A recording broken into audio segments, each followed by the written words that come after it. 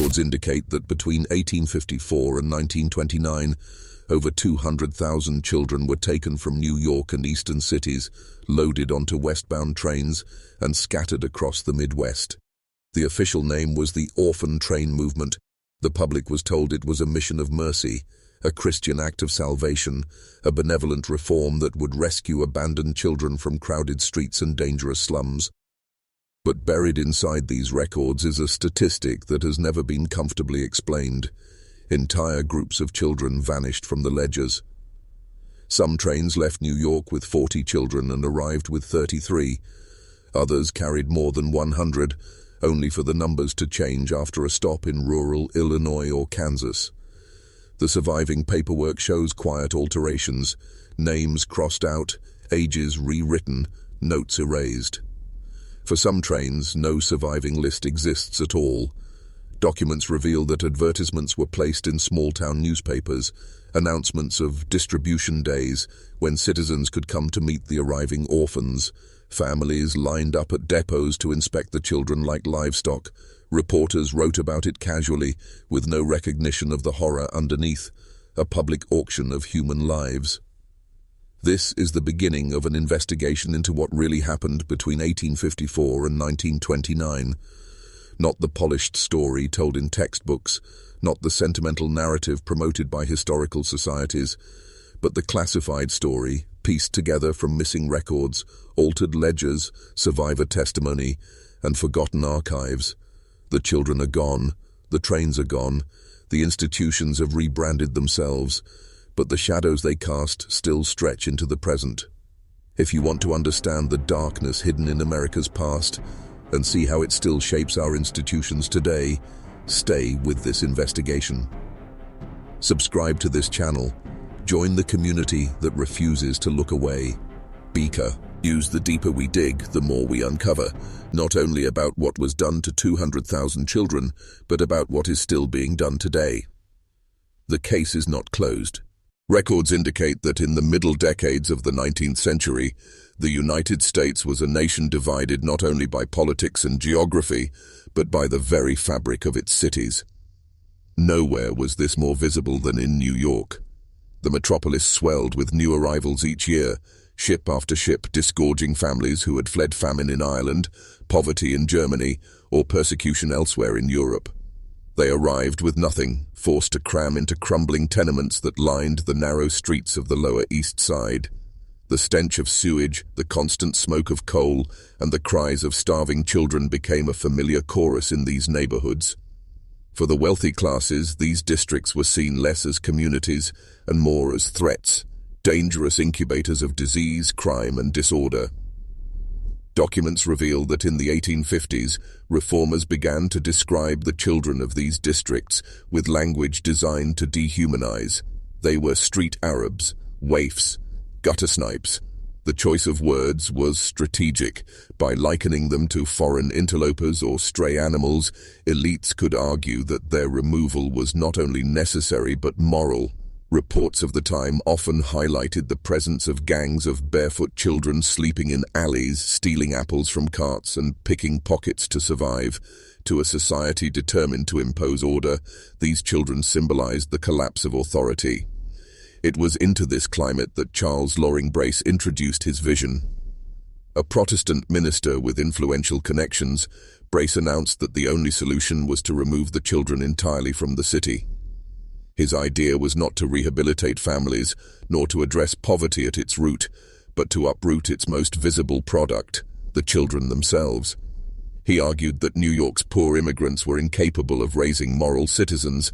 The answer, he said, lay in the vast and virtuous farmland of the West. Newspapers of the period praised the idea with little hesitation.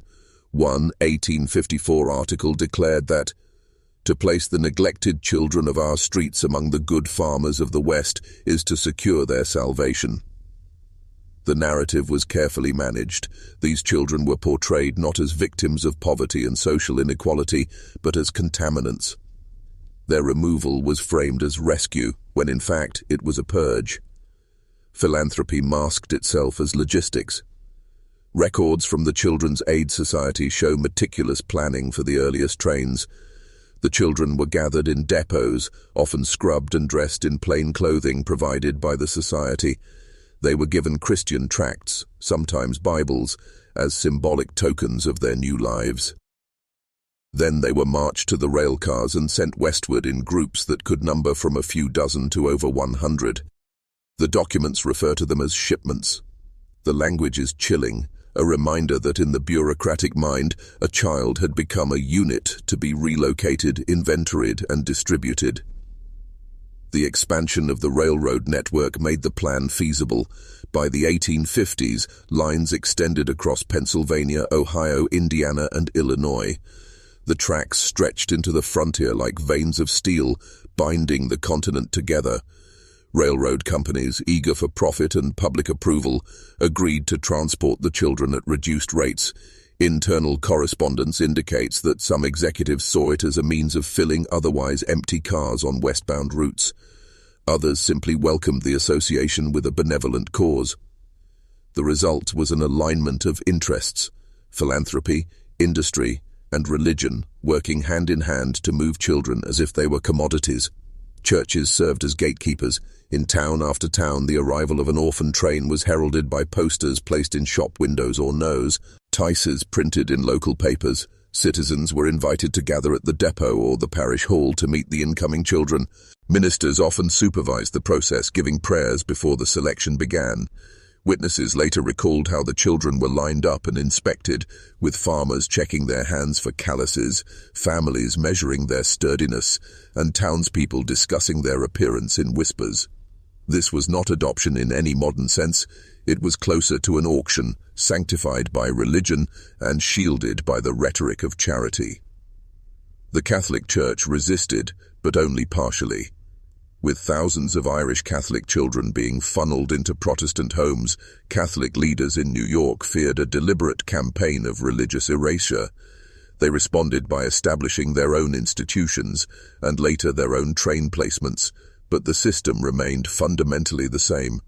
Children were still taken, still placed with strangers, still bound by contracts that prioritized labor and obedience over care.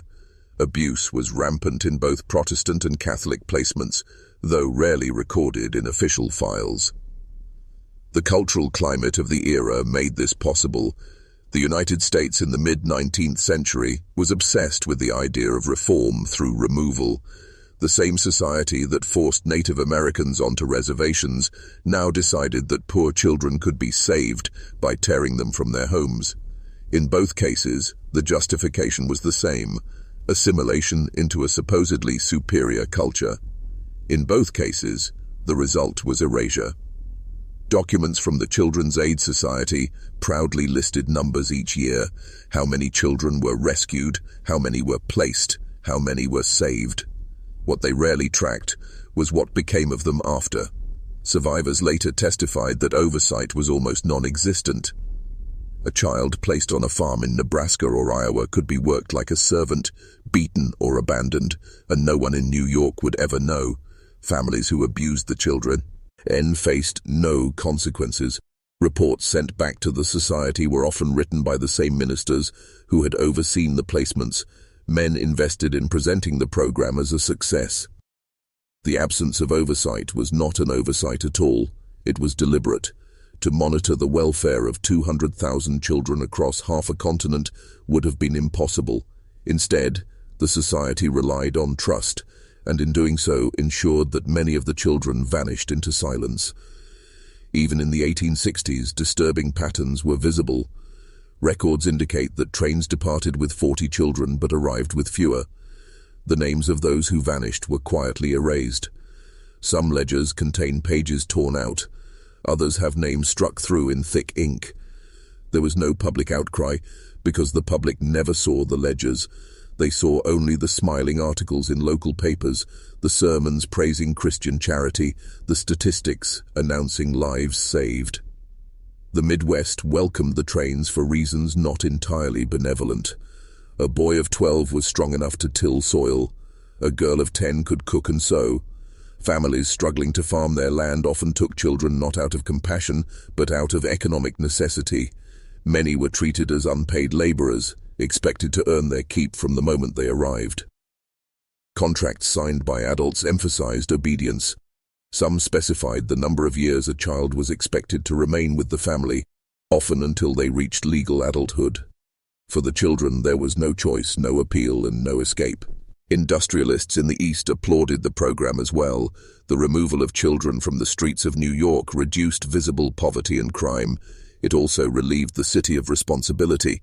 Rather than address the root causes of urban suffering, corruption, inadequate housing, exploitation of immigrant labor, society chose to export the evidence. The trains were cheaper than reform. Archaeological findings confirm that some of the children never survived their placements. In abandoned farmsteads across the Midwest, unmarked graves have been discovered, the remains often of children and infants. Without records, their identities are lost. They are the silent testimony of a system that prioritized numbers over lives. According to private correspondence between Brace and his benefactors, the Orphan Train program was designed not only as charity, but as a cultural weapon. By flooding the Midwest with children raised under Protestant influence, reformers hoped to secure the region's moral future. Catholic immigrant communities were seen as dangerous. Radical political movements, such as those carried by German immigrants, were considered threats. To populate the West with children re-educated in obedience and Protestant discipline was to shape the nation's destiny. The system endured for 75 years. Generations of children were cycled through the trains. The Civil War came and went. The railroads stretched ever farther west. Industrialization accelerated. Through it all, the orphan trains continued to roll, carrying their human cargo into the interior. By the time the last train departed in 1929, the program had placed over 200,000 children. Official records celebrate this as a triumph of reform, but a closer examination reveals the horror that underlies the numbers. Countless children unaccounted for, thousands lost to history, many subjected to lives of servitude, abuse, and neglect. The system was never about rescue, it was about control. The historical context of the orphan trains is not one of compassion, but of power. It was born from the fear of the wealthy elite, nurtured by religious institutions and sustained by industrial interests. It was made possible by a culture willing to believe that children could be remade by force, and by a society more concerned with appearances than with truth. And in the shadows of the official narrative, the disappearances began.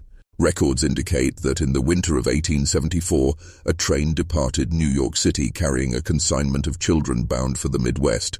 Among them was a girl identified in surviving ledgers only as Mary Ellen, age 9. The notation is sparse. Irish parentage, father deceased, mother destitute. No further explanation is offered. The entry is written in a clerk's hand that appears rushed, the ink blotched, as though the name were of little consequence compared to the tally mark beside it. She was one of 63 children loaded onto that train.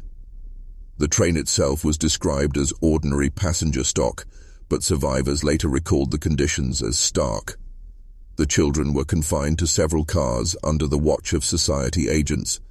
They carried small bundles of clothing, often second-hand garments issued by the Children's Aid Society. Some had shoes, others did not. For food, there were loaves of bread and cold meat, rationed at irregular intervals. A few recalled that the journey was so long they resorted to eating crusts they had hidden in their pockets. The memory most often described was the sound of the wheels, a constant grinding that seemed endless, punctuated only by the station stops where curious townspeople gathered to watch the strange cargo pass through. Mary Ellen's train was scheduled to distribute children in Indiana. Posters had been circulated weeks in advance, announcing that orphans from New York would arrive at the depot in Terre Haute on a specified date. The event was treated as a civic occasion. Reports from the Terre Haute Gazette note that a crowd of several hundred gathered at the station, many from surrounding farms, eager to inspect the arrivals. Survivors later described the scene as a kind of market day. The children were marched out of the cars and lined up on the platform. Farmers moved among them, examining their posture, their build, their health. Some lifted the children's chins to inspect their teeth. Others asked them to extend their hands to see if they were strong enough for field work. Girls were often asked if they could sew, cook, or clean. The choices were made quickly.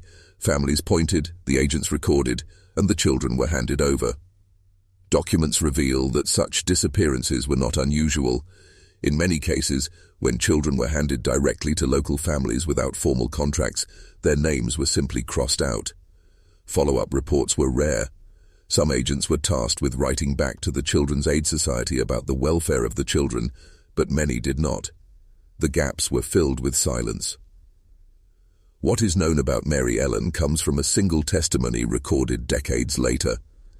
In 1912, a woman in her 40s told a social worker in Kansas City that she had once been sent west on a train from New York. She described being passed over by families at a depot, then taken in by a couple who lived on a remote farm. She did not give her birth name, but her age and the year matched Mary Ellen's ledger entry. Her account is brief, but it contains details that align with what is known of the program. She said she worked from dawn until nightfall, tending animals and scrubbing floors. She remembered being struck with a rod when she failed to complete her tasks. She bore scars on her back that she claimed came from repeated beatings. She said she never attended school and was told never to speak of where she had come from. No independent verification exists. The woman died within a year of giving her statement, leaving no further trace, but her testimony is consistent with dozens of others. Survivors of the orphan trains later described similar patterns: relentless labor, physical abuse, isolation from other children, and the erasure of their identities. Many were forbidden to speak of their parents, their birth names, or their city origins.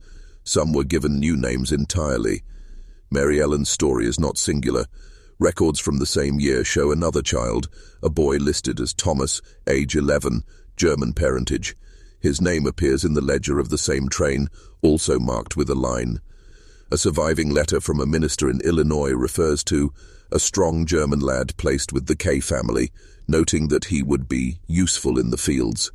No surname for the boy is included, and no further record survives. Patterns emerge in these fragments. The Children's Aid Society referred to placements as successes regardless of outcome. If a child was handed to a family, the society considered its duty fulfilled. There was no mechanism to retrieve the child if the placement failed. There was no inquiry if the child vanished. Contracts that do survive are revealing. They stipulate obedience, labor, and length of service. Some require boys to remain until age 21, others girls until 18. Few mention education. None grant the child any agency. One survivor, placed in Nebraska in the 1880s, later described the moment of being selected. He recalled a farmer circling him, pressing his shoulders and saying, "He'll do." That was the only requirement. A body capable of work. He was 12. He spent the next 6 years plowing fields and sleeping in a barn. He said he never felt like a son, only a servant. The case of Mary Ellen is representative of what happened to thousands. She appears in the record once, briefly, then vanishes. The ledger offers no explanation. The silence is the explanation. She was consumed by the system, absorbed into a network designed not to nurture but to disperse. Whether she lived, suffered, or died is unknown. The system did not care. Historians examining these files note that entire groups of children vanish in the same way. A train would leave New York with 60 names. By the time it reached its final destination, a dozen might be missing from the ledger. Some were placed informally. Others may have been lost to disease on the journey. A few may have been transferred into situations so unrecorded that their existence cannot be traced at all. The result is the same: erasure. The first incident is not the tale of one child alone. It is the case of a train, a ledger, and a pattern of vanishing lives. Mary Ellen's disappearance in 1874 is a fragment of a much larger truth, that the orphan train system was built not to preserve children, but to move them beyond the reach of accountability. What happened on that journey, and in the homes where those children were placed, remains one of the darkest, unanswered questions in American history. Records indicate that the Orphan Train program operated for 75 years, dispersing over 200,000 children from New York and other eastern cities to the American Midwest. At first glance, the scale appears impressive. Annual reports from the Children's Aid Society list thousands of placements each year. Newspapers printed glowing articles about distribution days, praising the charity of local families. Ministers wrote sermons extolling the virtue of welcoming orphans into Christian homes. The program seemed orderly, righteous, and efficient. But beneath the surface of the official narrative, the numbers begin to fracture. Documents reveal that many of the society's ledgers are inconsistent. Trains left with one count of children and arrived with another. Names were crossed out, rewritten, or omitted entirely.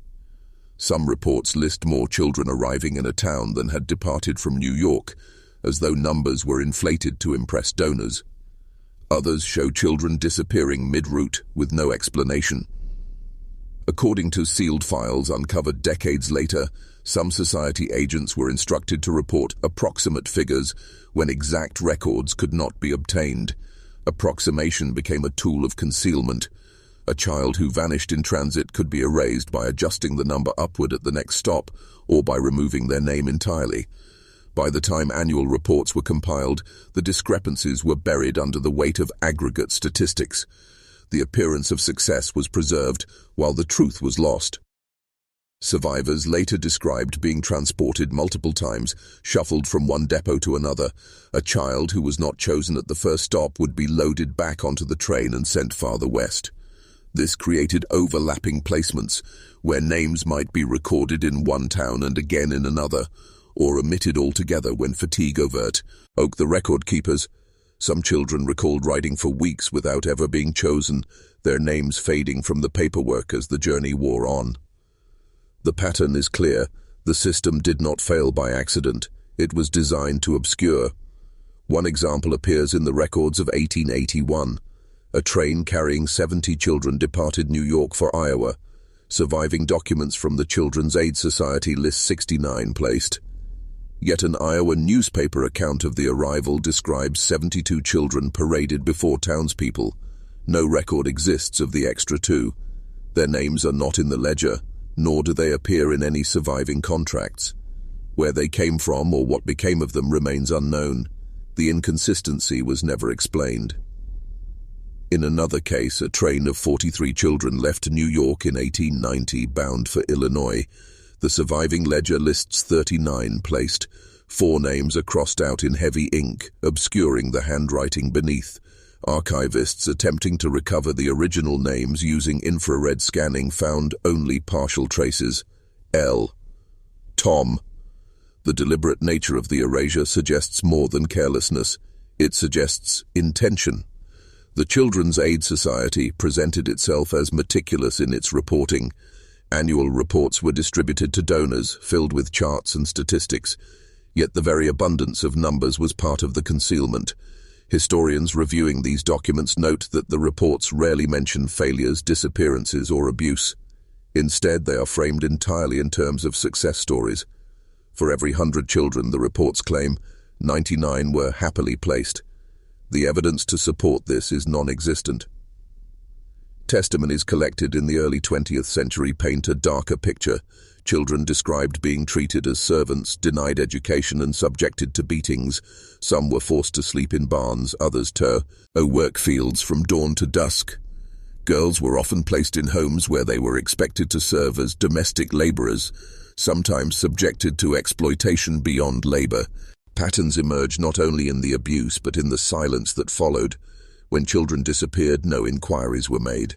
When a family mistreated a child, no rescues were attempted. The society relied on local ministers or volunteers to send follow-up reports, but many never did.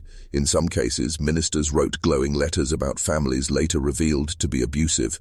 The reports were accepted without verification, filed as evidence of success, and used to solicit further donations. Documents reveal that the lack of oversight was deliberate policy. Charles Loring Brace himself wrote in correspondence that the society cannot be held responsible for the entire future welfare of each child. Responsibility ended the moment a child was handed over. What happened afterward was no longer the society's concern. The ledger alterations grew more pronounced as the program expanded. By the 1890s, entire groups of children are missing from the records. Some trains appear in newspaper accounts but not in the society's ledgers. Others appear in the ledgers but are absent from local archives. The gaps form a pattern of disappearance. One historian uncovered that in Kansas alone, records from the 1870s show dozens of children listed as placed with families who cannot be traced in census documents. The names vanish after their arrival. Some may have been given new names by their foster families. Others may have died young, buried without record. But the scale suggests something more systematic, an erasure not of individuals but of entire cohorts. Archaeological findings confirm the darker possibilities. In rural cemeteries across Nebraska, Iowa, and Kansas, unmarked child graves from the late 19th century are common. Some are clustered near farms known to have received orphans. Without markers, the identities cannot be proven, but the timing aligns. A system that erased heirs from ledgers also allowed bodies to vanish into the earth. The repetition of these disappearances is too consistent to dismiss. The pattern recognition reveals three recurring elements. First, the trains themselves, moving children across the continent in numbers too large to track individually. Second, the ledgers, inconsistent, altered, and incomplete, functioning less as records than as tools of obfuscation. Third, the silence, the absence of follow-up, the indifference of institutions, the refusal of newspapers to report anything beyond the staged image of charitable success. Even the rare fragments that survive point toward concealment. A letter from a society agent in 1887 describes a difficulty in Michigan, where several children were lost in the records. The agent assures his superior that the error will be corrected in the annual report. No mention is made of the children themselves, only the paperwork. Another fragment, found in the personal papers of a Methodist minister in Iowa, records that a child did not survive the winter.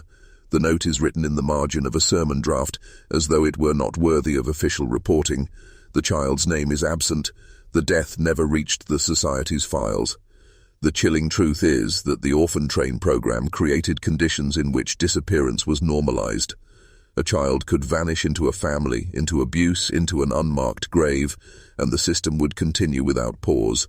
Each erasure was hidden beneath the next shipment, the next train, the next annual report. The pattern extends across decades. From the 1850s to the 1920s, the same structures repeated themselves: transportation, distribution, erasure. The program survived wars, economic depressions, and political upheaval. Through it all, the trains kept moving, and the children kept disappearing into silence. Survivor testimony, archaeological evidence, and fragmented documents converge on the same conclusion. This was not a charity that occasionally failed. It was a machine that concealed its failures by design. The alterations to ledgers, the missing names, the unmarked graves, these are not anomalies. They are the operating principles of the system itself. The recognition of the pattern transforms the narrative. What began as isolated incidents, the disappearance of a girl named Mary Ellen, the erasure of a boy named Thomas, becomes part of a larger architecture of concealment. Each missing name is not an accident, but a brick in the foundation of a 75-year structure built on disappearance. The horror is cumulative. The more one examines the records, the more the erasures multiply. A child is crossed out here, another omitted there, until the silence grows louder than the words that remain. By the time the last train ran in 1929, the pattern was complete. 200,000 children moved, thousands unaccounted for, and a society willing to call it reform. The numbers do not lie. They are made to lie, and in that distortion lies the true horror of the orphan train system. This is where the investigation pivots from hidden patterns in ledgers to the full machinery of collusion. The Children's Aid Society as only the visible surface, with railroads, industrialists and churches using the trains for labor, social engineering, and profit. The narration will remain cold, archival, and inexorable, not sensationalized, but clinical in its horror.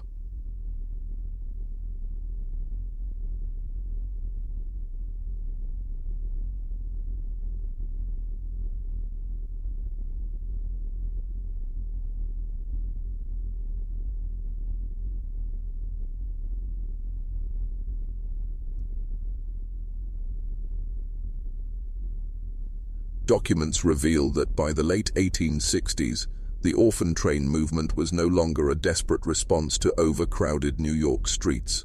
It had become an industrial system, carefully aligned with the economic and religious powers of the time.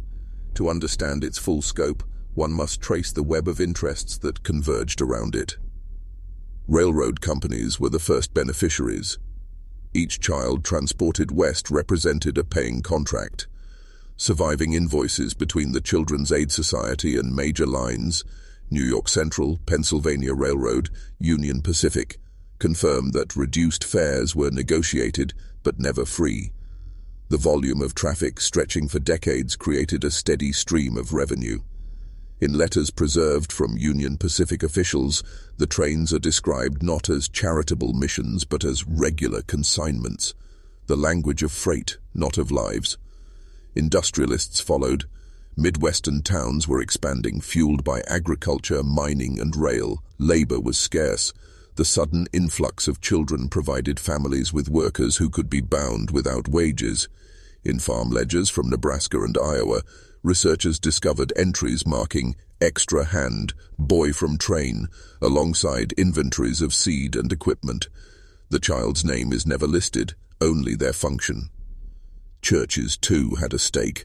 For Protestant ministers in the Midwest, the orphan train was a mission field delivered directly to their depots. Catholic immigrant children from New York were often placed in Protestant homes, a deliberate act of cultural erasure. Brace himself wrote of the need to rescue children from papist superstition. Local churches used the trains to swell their congregations, claiming souls as readily as families claimed laborers. The most chilling documents are those that show coordination among these groups. In 1874, a circular letter from the Children's Aid Society was distributed to railroad executives and ministers across Illinois. The letter emphasizes the mutual benefit of placements. Railroads profited from traffic, churches from conversions, farmers from labor, and the society from donations. The children themselves are not described as individuals, but as resources to be distributed where needed. Patterns in the placement contracts reinforce this collusion. Surviving agreements signed between the society and families often specify the child's obligation to work until age 18 for boys and 16 for girls. Education is mentioned rarely. The contracts resemble indenture agreements binding the child without recourse. Few records show enforcement of even these minimal terms. If a child ran away, no attempt was made to retrieve them. If they died, no one inquired. Letters from agents reveal how dissent was suppressed. One agent in 1882 wrote of concerns that children were being mistreated in Kansas. His superior's response is preserved. "Our duty is to trust in Providence and to maintain the confidence of our supporters. Dwelling on exceptions only weakens the cause." The message was clear. Individual suffering could not be allowed to disrupt the larger machinery. By the 1890s, state governments had begun to question the program. In Minnesota, officials noted that many children arriving from New York were never formally registered in county records. The society resisted oversight, claiming that local interference would impede charitable work. Behind closed doors, letters show that ministers and industrialists lobbied against regulation. The trains continued unimpeded. What emerges is a system of shared silence. Railroads, churches, industrialists, and the society itself all benefited from the movement of children. None had an incentive to investigate abuses or disappearances. Each institution relied on the others to maintain the illusion of charity. This network of complicity explains why missing children could vanish without trace. The machinery ensured that no one would look too closely. Evidence of direct profit is undeniable. In the Society's financial records, donor contributions rose dramatically after each published report of placements. Wealthy philanthropists in New York, including railroad tycoons themselves, gave generously to sustain the image of benevolence. Yet the expenses recorded in ledgers often fall short of the number of children reported. The gap between claimed activity and actual expenditure suggests that numbers were inflated to draw funds. The trains were not only a mechanism of distribution, but a tool of fundraising fraud. Letters from children who later escaped confirm the system's function as a labor pipeline. One survivor, interviewed in 1912, recalled being placed with a farmer who counted me among his stock, same as a calf or horse. He worked fields from the age of 9 until he ran away at 16. His name never appeared in census records nor in any surviving church documents. To the system, he did not exist. The religious dimension deepens the horror. Protestant reformers celebrated the removal of Catholic immigrant children from their families. Sermons from the period describe the trains as instruments of God's will, cleansing the city of vice and populating the frontier with Christian homes. In one chilling account, a minister wrote that a shipment of Irish children would strengthen the Protestant character of our state. Cultural erasure was not an accident, but a goal. The railroads embrace this religious justification, using it to mask economic motives. Promotional pamphlets from the Union Pacific describe the trains as bringing light and labor to the plains. The intertwining of piety and profit ensured that no single group bore responsibility. Each pointed to the others. The society claimed charity, the churches claimed faith, the railroads claimed progress, the industrialists claimed necessity. Responsibility dissolved in the network. Yet the cracks in the illusion grew over time. By the early 20th century, journalists began to expose abuses. In 1904, a small-town paper in Nebraska reported that children from a recent train were being worked beyond their strength. The article was quickly retracted after pressure from local ministers. Surviving correspondence between the editor and a Methodist leader shows threats to withdraw advertising unless the story was buried. The machinery of silence extended even to the press. The most damning evidence comes from the Society's own archives. In 1911, an internal memorandum acknowledges that some number of children are unaccounted for each year. The memo recommends reporting aggregate success and discourages dwelling on anomalies. The language is bureaucratic, but its meaning is clear. Disappearance was expected, normalized, and absorbed into the functioning of the system. Archaeological evidence aligns with this documentary trail. In 2003, researchers investigating a forgotten cemetery in Missouri uncovered a cluster of child graves dated between 1880 and 1890. No names were inscribed, only ages: 7, 9, 12. Records from the town confirm that an orphan train had arrived in 1882. None of the children in the graves appear in surviving ledgers. The earth preserved what the documents erased. The full revelation is that the orphan train movement was not merely flawed charity. It was a coordinated apparatus of exploitation. Railroads gained cargo and revenue, farmers gained labor, churches gained converts. The society gained prestige and donations. Each group profited, directly or indirectly, from the movement of vulnerable children. The erasures in ledgers were not accidents but necessities, covering the casualties required to keep the machine running. What makes the system monstrous is not only the suffering it inflicted, but the way it was rationalized. Ministers preached that children were saved. Industrialists argued that they were given opportunity. Railroad barons claimed progress. The society reported success. At every level, justifications were crafted to silence doubt. The children themselves, voiceless, disappeared into the machinery. The revelations do not end with the past.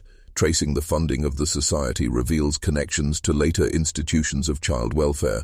Some of the very families who profited from the trains became benefactors of modern orphanages and adoption agencies. The machinery adapted, but the principle remained. Children as resources to be managed, not individuals to be protected. The documents tell us what survivors could not, that disappearance was not incidental but systemic. It was the cost of doing business, absorbed into ledgers, sermons, and contracts. The trains ran for 75 years because they served the interests of power. The children vanished because power required it. The full revelation is not a single event but a structure in which railroads, churches, industrialists, and reformers built a network of exploitation so durable that it persisted for generations. A structure whose victims cannot all be named because their names were deliberately erased. A structure whose silence still echoes in unmarked graves across the Midwest. And in that silence the horror becomes clear. The Orphan Train was not a charity gone wrong. It was a machine built to disappear children, and it worked exactly as designed. When the last orphan trains ran in 1929, the silence that followed was not accidental. It was constructed. The institutions that had once boasted of their benevolence began to dismantle their own paper trail, rewriting the record so that the system appeared a noble, if imperfect, experiment. The machinery of disappearance did not stop when the trains did. It turned inward, erasing its own tracks. Records from the Children's Aid Society are the first to reveal this process. Early annual reports published in the 1850s and 1860s contained detailed statistics, numbers of children transported, placements by state, even occasional names. By the 1910s, the reports had grown vague, speaking of successes and thousands blessed without verifiable detail. Surviving drafts of these reports, preserved in private collections, show lines crossed out in ink, references to runaways, illnesses, or deaths systematically removed before publication. In the archives of the New York Historical Society, researchers discovered a memorandum from 1924 instructing agents to dispose of correspondence of a temporary or delicate nature. The phrasing is careful, but its intent is plain. Letters from children reporting abuse, complaints from families, and inquiries from local officials were deemed temporary. Many were burned. The voices that threatened the society's narrative were deliberately destroyed. Railroad companies engaged in their own erasures. Shipping ledgers that once recorded the movement of consignments of children were later amended. In several cases, surviving ledgers contain blank pages where journeys should have been documented. Paper fibers reveal removal by knife or chemical wash. The result is a broken sequence. 1 week, cargo tallies include 50 children alongside livestock. The next week, only freight. The absence itself becomes evidence, a scar where numbers once stood. Churches participated through selective memory. Parish registers that once listed children placed with local families began to omit their origins. Instead of child received from New York train, later entries read only new member. By dissolving the past in ink, the children were absorbed into congregations without history. Sermons once delivered with triumph about rescuing souls were quietly shelved, their pamphlets misplaced or pulped. The rhetoric of conquest became too inconvenient to preserve. The state colluded through neglect. When government inquiries surfaced in the 1910s and 1920s, records show that officials often accepted the society's reports without independent verification. In one case, a Kansas legislator requested placement records for his county. The society responded that the files had been mislaid in prior years. No further pursuit followed. Silence was easier than confrontation. What fragments survive are often accidental. In a courthouse basement in Iowa, a set of mislabeled boxes contained contracts between families and the society, left behind during a records transfer in the 1930s. Inside, faded ink records children bound to labor until 18. In margins, notes appear in different hands. Sickly, likely won't last. No schooling promised. These were never meant to be read again. Their survival was a clerical failure, not an act of preservation. Cover-up also took the form of narrative. By the 1940s, popular accounts of the orphan trains framed them as a heroic chapter in frontier expansion. Articles in national magazines described ragged street children transformed into upright citizens. The complexities of exploitation were erased by stories of grateful orphans finding homes. Survivors who spoke otherwise were dismissed as bitter exceptions. The myth became the official record. Some survivors tried to correct the story. Letters from men and women who had endured placements reached editors, ministers, and legislators. Most were never published. In one case, a Nebraska newspaper editor replied that while the story was tragic, dwelling on past hardships serves no constructive purpose. The silence was enforced not only by institutions, but by the public's preference for comforting narratives. Even academic study was steered. Early historians writing in the mid-20th century relied heavily on the society's sanitized reports. Few questioned missing numbers or erased names. The absence of records was explained as poor bookkeeping, not intentional destruction. Only in the late 20th century did scholars begin to notice the patterns, the gaps too consistent, the erasures too thorough to be mere accident. What remains hidden is unknowable. Archives in private church collections still contain sealed files. Railroad companies guard corporate records from the 19th century, citing confidentiality. The Children's Aid Society itself, absorbed into modern organizations, controls access to many of its documents. Requests for complete records often return partial or cleaned sets. The cover-up continues not as active conspiracy but as institutional inertia. Files locked away, inconvenient truths left unexamined. The aftermath for survivors was isolation. Without records, many could not trace their origins. Names were altered, birth certificates lost, family connections severed. A man who tried to find his birth relatives in the 1950s was told by the society that no further information is available. His file had been deliberately thinned decades earlier. The erasure extended beyond statistics into the core of identity. Even today, the silences persist. In rural cemeteries across the Midwest, stones bear no names, only ages.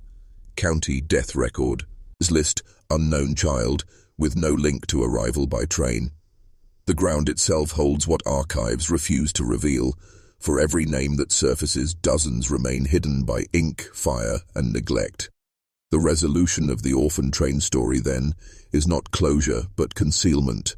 The machinery that once moved children across a continent turned its gears to erase them from history. What was once reported with pride became a narrative too dangerous to preserve in full. Records were rewritten, archives were purged, survivors were silenced. Yet fragments endure, misfiled contracts, unmarked graves, letters that escape the fire. Each fragment challenges the official story, whispering of a larger truth still hidden. The cover-up cannot be complete because the past resists erasure. Paper burns, ink fades, but the consequences remain inscribed in lives and in the land itself. In the end, the orphan trains did not simply vanish into history, they were buried, and the burial was deliberate. The orphan train system ended in 1929, but its mechanisms did not vanish. They mutated. They resurfaced under new programs, rebranded with new language, framed as progress. The institutions that once shipped children west by rail were replaced by state agencies, international adoption brokers, and sprawling foster care bureaucracies. The methods changed, but the outcome remained. Children lost in the custody of systems too vast to account for them, too secretive to be trusted. Records from the U.S. Department of Health and Human Services estimate that more than 400,000 children are in foster care on any given day. Of these, tens of thousands disappear from official rolls each year. Government reports describe them as runaways or aging out, yet watchdog organizations reveal another reality. Many simply vanish. Some are trafficked, some die, some are never traced again. Their absence echoes the gaps left in the orphan train ledgers. A 2019 report from the Office of the Inspector General confirmed that federal agencies failed to account for thousands of migrant children separated at the southern border. Case files were incomplete, tracking systems inconsistent, records deliberately fragmented across agencies. In congressional hearings, officials admitted they did not know how many children had been lost. The language was bureaucratic, but the meaning was identical to that of a century earlier. Disappearance concealed by paperwork. The foster system reflects the same vulnerabilities. In state after state, audits reveal children missing from placement lists, shuffled between homes without updated documentation, or moved across county lines without records following them. A 2020 study in Kansas reported that children were often warehoused overnight in offices, unaccounted for in official rosters. The conditions, temporary, chaotic, poorly supervised, recall the holding depots of the orphan train era, where children waited for transport with no certainty of destination. Trafficking networks exploit these gaps. According to the National Center for Missing and Exploited Children, a significant percentage of minors identified in sex trafficking cases have histories in foster care. The parallel is unmistakable. Vulnerable children detached from family and community, moved by systems that fail to protect them, and absorbed into networks that profit from their disappearance. The same structural indifference that allowed trainloads of children to be claimed by strangers now allows predators to harvest from custody systems meant to provide safety. International adoption carries its own shadows. In the late 20th century, as U.S. demand for adoptable children outpaced supply, agencies turned abroad. Countries like South Korea, Guatemala, and Romania became sources of children, marketed in glossy brochures to American families. Later investigations revealed that many were not orphans at all, but taken under coercion, with records altered to obscure origins. The deception mirrors the ledger manipulations of the 19th century. Paperwork adjusted, origins erased, children transformed into commodities. Even technology, designed to prevent loss, has not sealed the cracks. Databases intended to track foster children are fragmented across states, often incompatible with each other. A child moved from one jurisdiction to another can effectively vanish from oversight. The digitized silence is as chilling as the blank ledger pages of the Orphan Train era. The format has changed, but the void remains. The language of reform continues to obscure reality, just as the Children's Aid Society spoke of saving waifs from urban vice. Modern agencies frame interventions as rescue. Press releases emphasize success stories, children finding forever home. Failures are minimized, statistics buried in appendices, tragedies labeled anomalies. The narrative serves the institution, not the child. The pattern is ancient, public virtue masking private abandonment.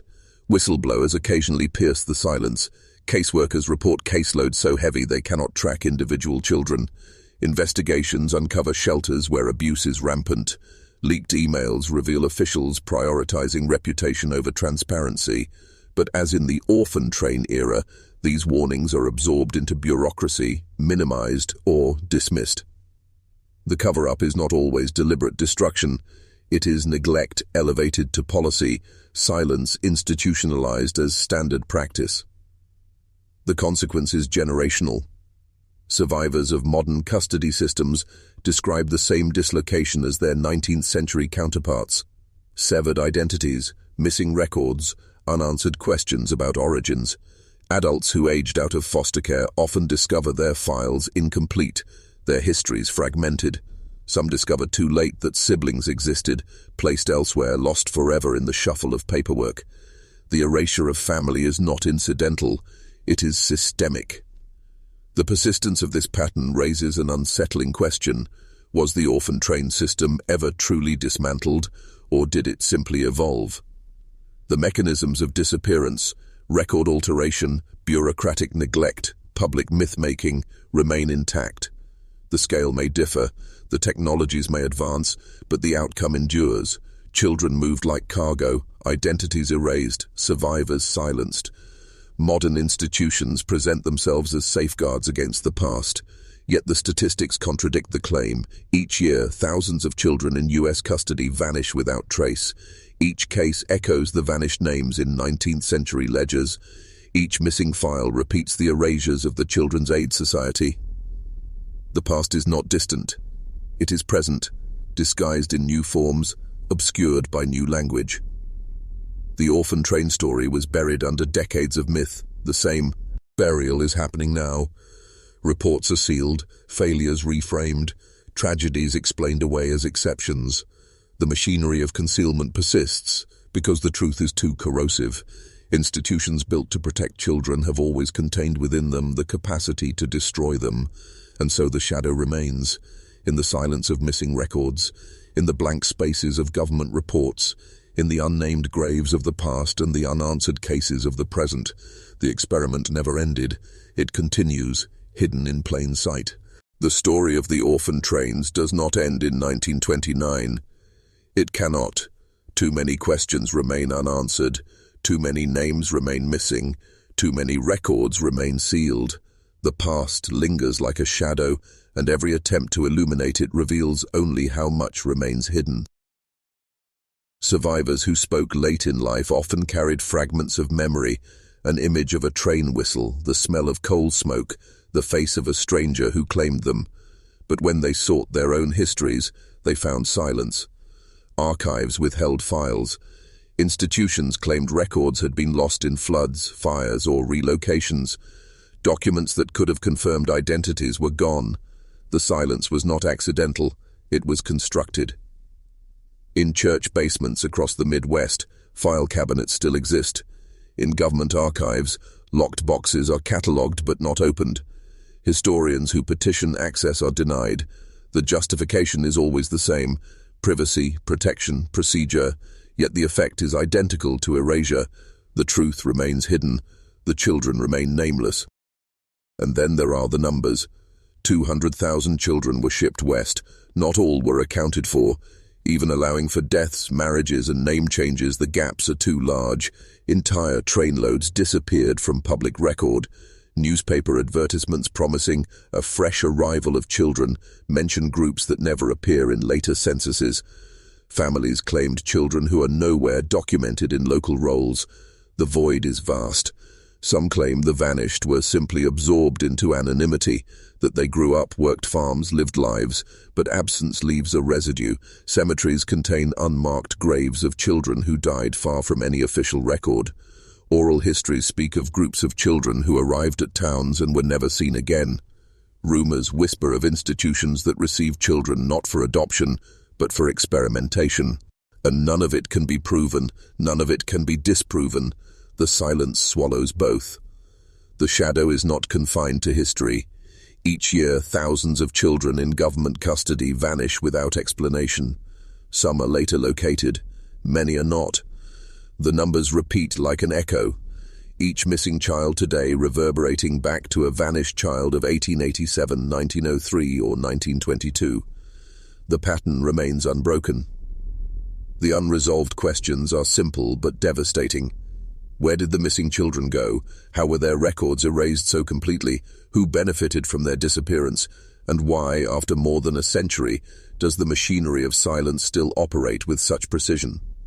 Historians will continue to investigate, researchers will continue to petition archives, families will continue to search for answers, yet the deeper one looks, the more the shadow expands, because this is not a closed case, it is a living wound. The Orphan Train Experiment is not a story of the past, it is a template, a structure, a warning. It shows how easily institutions can disguise disappearance as reform, how effortlessly the vulnerable can be erased by paperwork, how quickly society accepts myths that mask horror. The last word does not belong to historians or institutions or governments. It belongs to the silence itself, the silence that stretches from the vanished names of the 19th century to the missing children of the present day. And it asks a single, unanswerable question. If the trains were moving in darkness, then how can we be sure they ever stopped?